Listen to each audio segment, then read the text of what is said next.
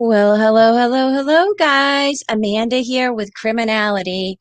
Hope you all are doing well today. Today is April 28th, 2021.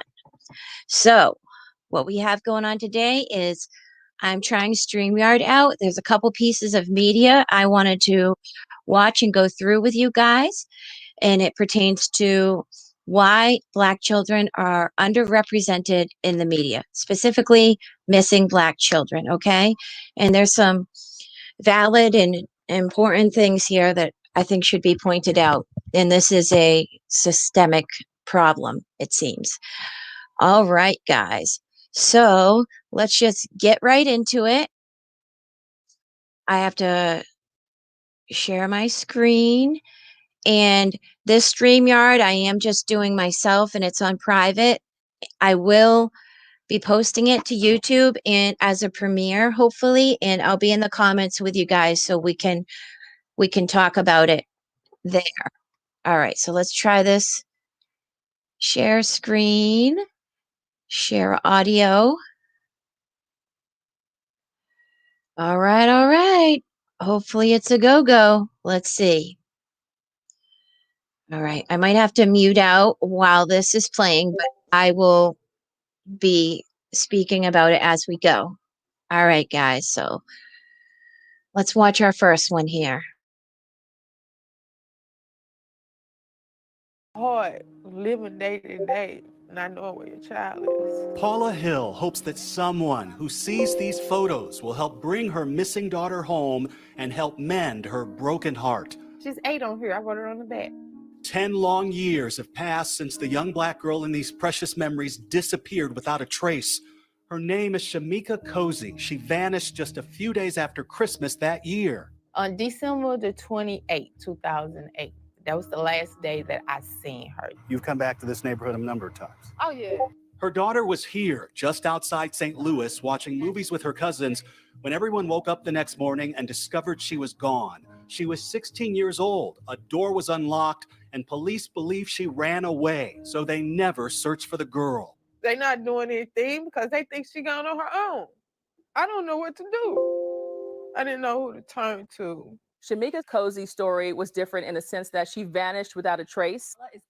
Chandrea Thomas is a local news anchor and reporter who produces a podcast documenting forgotten cases of missing Black Americans. This was one of her first. Her belongings, her overnight bag was still left on the counters in the house, and she was never seen again. She says police and the press often dismiss Black cases as runaways. It has been difficult to get some of these stories told when it comes to missing people of color, cold cases involving people of color. And I felt like if I can do my part as far as having this podcast, I can tell any story I want about whoever I want, however I want, for however long I want to. At the Center for Missing and Exploited Children, Director Robert Lowery told us that roughly 800,000 Americans go missing each year. What percentage of those are African American or of color? About 60% of the reports that we see here in the U.S. that go in those databases. More than half. Well over half. It really breaks a lot of commonly held thought on who are really the missing children in the U.S. The numbers show that missing Black Americans are disproportionately represented. In 2018, more than 30% of all missing persons were Black Americans, despite making up just 13% of the total U.S. population. But only around a fifth of those cases are followed by the news. Frustrated with little help and even less attention, Paula Hill and her family went searching on their own. This idea that she ran away, you don't believe that? No.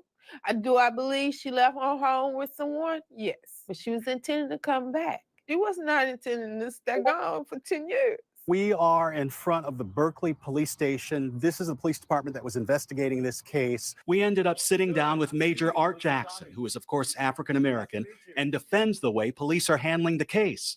How come the police never did a search on this? There was no evidence to support a physical search. This is one of the hardest things to investigate as a missing person, especially if a person is missing with, like I said, with no signs of anything, just voluntarily walks away.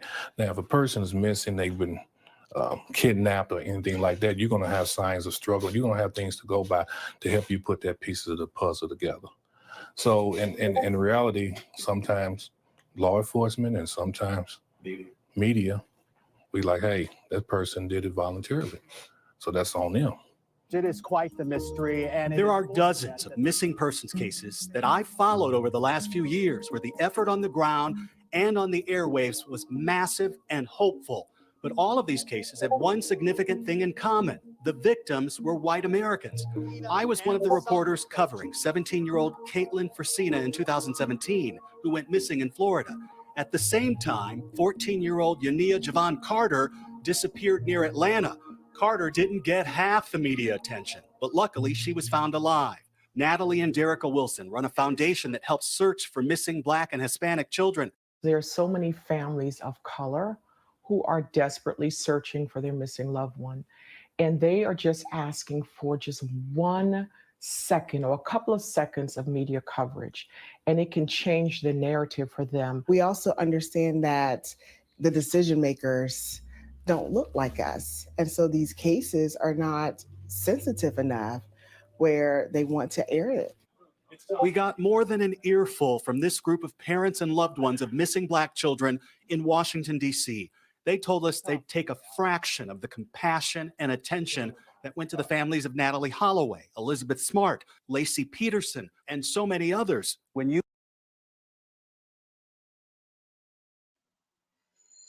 So guys, this is what's been really bothering me from the start of this case is, you know, you look at something like the Chris Watts case, and that involved 2 children and his pregnant wife, and that was everywhere, all over. I mean, court TV used to be like more dedicated to these. They'd run a program all day.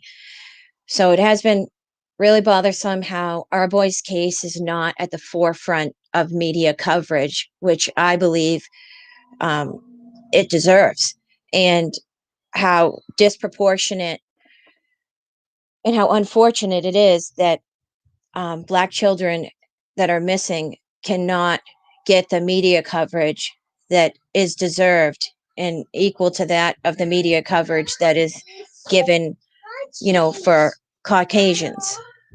We're going to continue.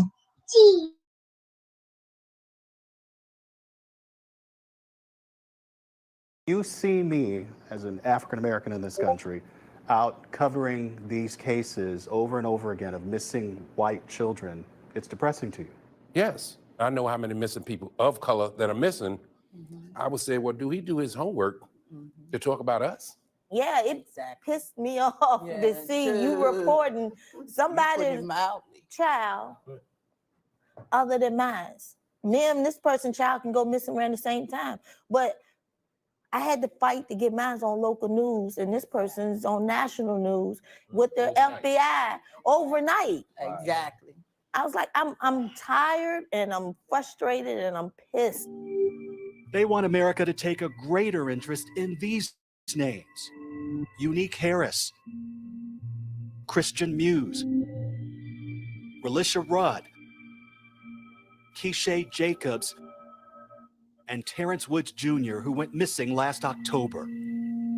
Tell me, if you each can tell me about your loved ones. Well, my daughter Unique, I definitely miss her jovial attitude. She always could just walk in a room and brighten up the room, and she kept me laughing even when I didn't want to laugh. Keisha, she was 21 when she went missing, but she was still my baby. She's the one that we used to have movie nights, and she'd lay up in the bed with me and we'll watch movies and eat popcorn. See, guys, this is the kind of thing that also bothers me is we're not hearing, like, you know, anything about what the boys were like, what they like to do, what their favorite toy was. You know, I know they were young, but there's still things that, you know, a real parent that cared and took care of these children would be able and would want to speak about as they miss their kids. And we can see through. I know we all see through J&T. I know we do. As a child, 8-year-old, normal child, her laughter, her playfulness, she was very beautiful. I'll have dreams about Christian, and in these dreams, I will be boohooing crying, you know, in my dream. But then I'll wake up with that same feeling of sorrow, and no physical tears are coming out. My son Terrence, he was my best friend. And this just recently happened. So, I mean, every Christmas he would put up the Christmas tree. So this Christmas, it was like really different, you know? And he was with 11 other people, but he's the only one that we're missing without a physical trace. Like she was just saying, it just hit me like a gut shot. On Tuesday nights, he would sit in my room and we watch TV together and watch a movie together. I don't even like walking down the hall going towards his room. The sheriff department or nobody is really helping out. Terrence Woods Jr. went missing last fall in the forests of Ora Grande, Idaho, where he was shooting a documentary. Within a week, police ended the search, saying no leads were obtained and no signs of Mr. Woods have been located in the search area. They also say they're continuing to monitor the situation. His father says they've told him nothing since. I think a lot of people get the misunderstanding that we immediately get help from the police department. That's not the case. But there's a small ray of hope shining on the horizon. At the National Center for Missing and Exploited Children, they're bringing in representatives from local law enforcement and the news departments in the DC area to point these differences out. We've initiated a minority children initiative here to examine that very question. Those large-scale searches, in our experience, have been predominantly for Caucasian children, and reasons that we don't always understand. As for the families, their voices filled with anger and frustration, they say they'll never stop looking. So a number of you have been dealing with this for years. What advice do you give to this father who's 4 months in? I'm gonna tell you straight up, don't give up. Like you said, don't accept nothing nobody say. Can't nobody tell you no, and you keep fighting until you can't fight no more. And remember, that's your child, and nobody, and I mean nobody, is going to fight for your child like you do. Do you expect to get answers? Oh, yeah. Everything in my heart is telling me that Keisha is alive, but I believe she is coming home to me. Terrence? My son is coming home. Paula Hill shares this determined optimism. She and her other 2 children have submitted DNA samples to a national registry, praying for a match. And this is her big sister. And when she's down, she looks through these memories of the daughter she's missing and finds her joy. I still have hope that one day I'm going to find my child. For Nightline, I'm Steve Osunsami in Washington.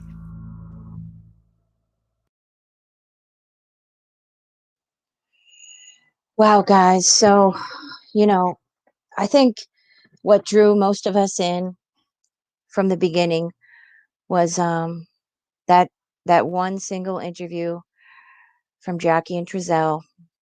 And right there, we could see that there was something wrong, that there was something big wrong. And there's, never mind the words that Trezell plants, but just the whole thing. We could tell that something's going on here and that we need to be the voice for these boys. And as the case progressed and we seen how the adoptive family didn't want to work with the community, didn't want to help with searches, talk to the media anymore, we knew what our job was, and our job was to be a voice for our boys. Now, as you see, only 14% of the population is Black, yet a disproportionate amount of Black people and children go missing, way higher than Caucasians or any other race. Okay, guys, so I do have one more piece of media I want to play. In this one, we'll be speaking a little bit about the Relisha Rudd case. All right, guys. So let me just go to that right now. Gonna mute out so the sound quality is good. Okay.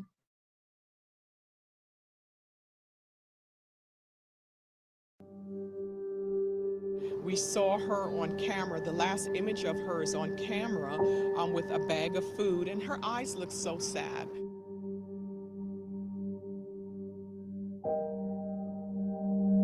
I kept asking myself, why her?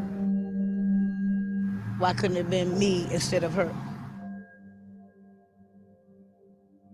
We've seen a lot of African American girls that have gone missing, and very little visibility is brought to their case. For 2 weeks, we said she did not run away. And for 2 weeks, they kept saying she ran away.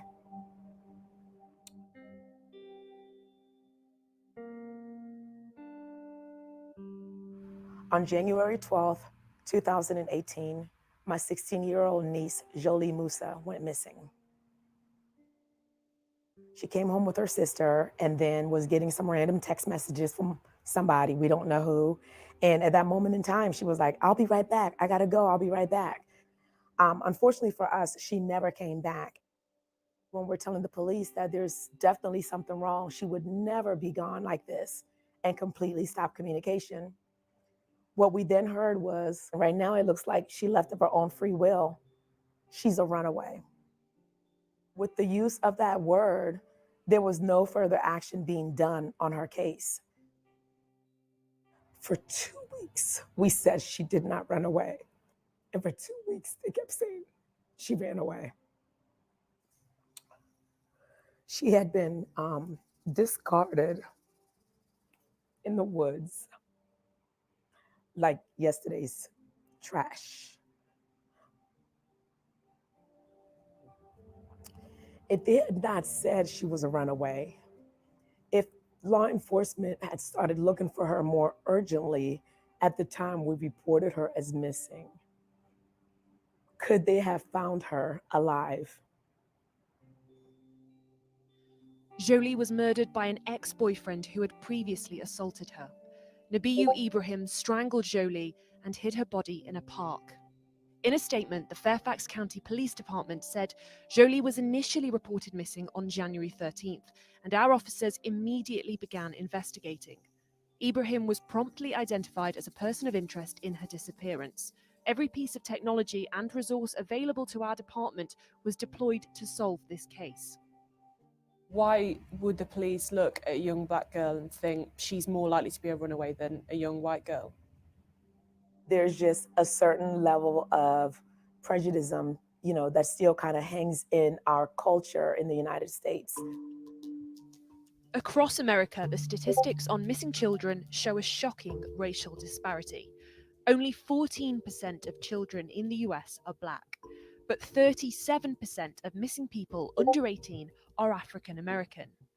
Of all the kids that go missing, over 90% are runaways, according to the National Center for Missing and Exploited Children. Most of these issues with young people who run away, they're usually running from a condition or running to a condition, meaning someone's luring them out. Relisha. This is 8-year-old Relisha Rudd. That's good.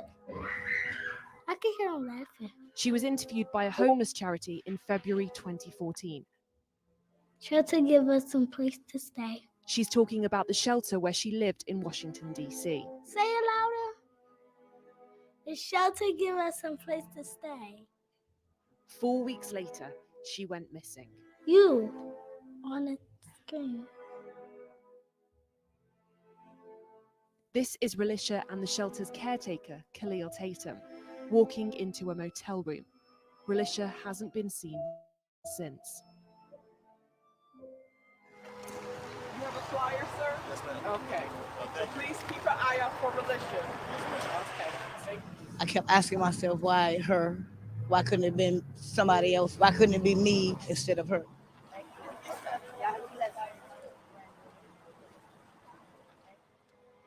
Relisha didn't like staying in the shelter, did she? Relisha called it the trap house.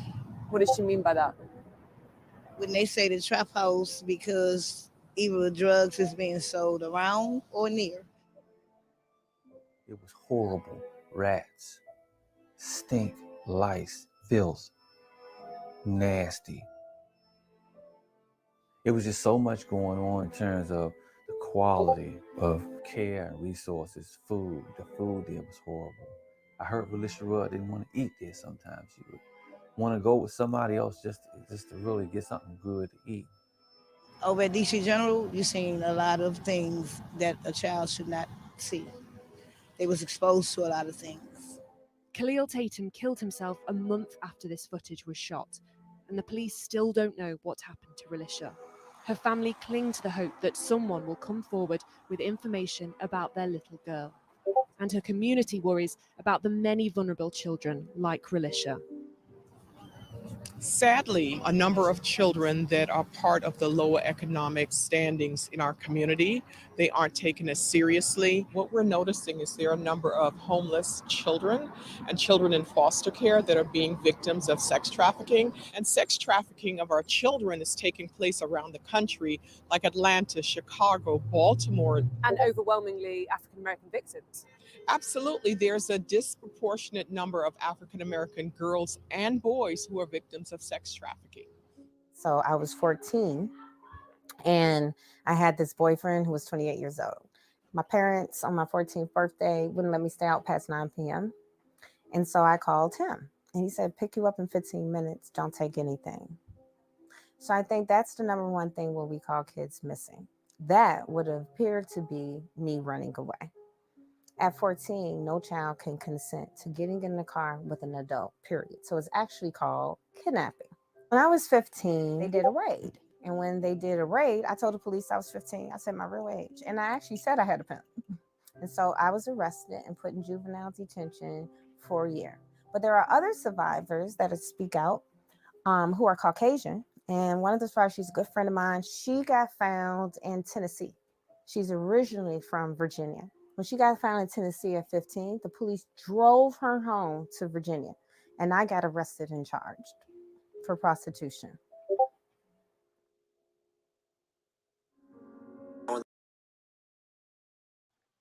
Wow, just a separate thing on that is I read somewhere they are trying to make some laws so that as this woman said, she could not consent and she was arrested for prostitution when she was in fact kidnapped.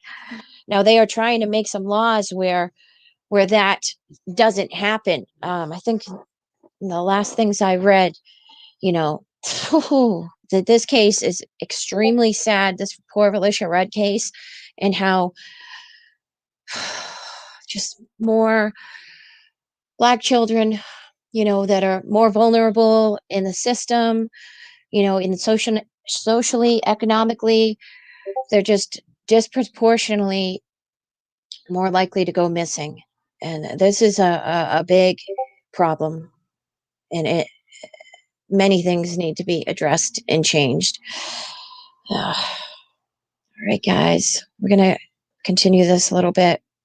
Here we go. The story that has shocked people all across this country. Thousands of volunteers have been looking for her for weeks. We're announcing that we have found the body that the coroner has identified. I don't think the media cares more about the white child. I think media definitely airs what they think people are more interested in. So it's a byproduct of what goes on in the world. So what the world has shown pretty consistently throughout the years is that Black children are lesser valued. They're not cared about as much. Although Black children are overrepresented in US statistics on missing children, they are underrepresented in the news headlines. A study in 2015 found that 35% of kids that disappeared were Black, but only 7% of media stories on missing children involved African American cases. Media used to call me and ask me for a white survivor that was 13 years old, and I'm not making that up. People would say this to me like, no, I get the numbers on the African American girls, Tina, but tell me, how many Caucasian girls do you get? Some of the looser statistics do say 73% of trafficking survivors in the US are people of color. Am I taking a flyer? If a white person went missing, you see all this rigmarole, all this media, all this hype, and then you look next door and it's a black person missing under the same conditions, and they didn't get that. Henderson Long comes out night after night to look for missing people in Washington, D.C.'s poorest and majority African-American communities. You knew somebody's child, right? He works for free, having experienced his own loss. His aunt Aileen went missing over 2 decades ago and never came home. No, a teenager. I got my first crash course to be out talking to dope dealers, prostitutes, drug addicts, you name it, residents, police officers. I got a chance to see how it feels to be searching, trying to find your loved one. These folks, they don't have any money. They don't have somebody to come and advise them on their case, to be a liaison between them and the police department. We have families that literally will call us before calling the police and filing a report. They're distrustful of the police because of previous experiences or what they've seen on the news or just personally seen. It's not all police departments. It's not every police person. It's not. There are many kids for whom the police report is done impeccably, but there is definitely inherent bias. You see a higher volume of lack of jobs. Okay, thank you. Appreciate it. You see that education is far inferior to all other areas. You see a lot of domestic violence. You see a higher number of missing persons missing from these areas. There needs to be more sensitivity training, but it takes all of us, law enforcement, the community, and our media to bring awareness to and help find our missing. Racism is everywhere. I think it's in every part of our society. I think no one is exempt. Not the mayor, not the president. It's not something to deny. We got to fight it. That's what I would say to anybody.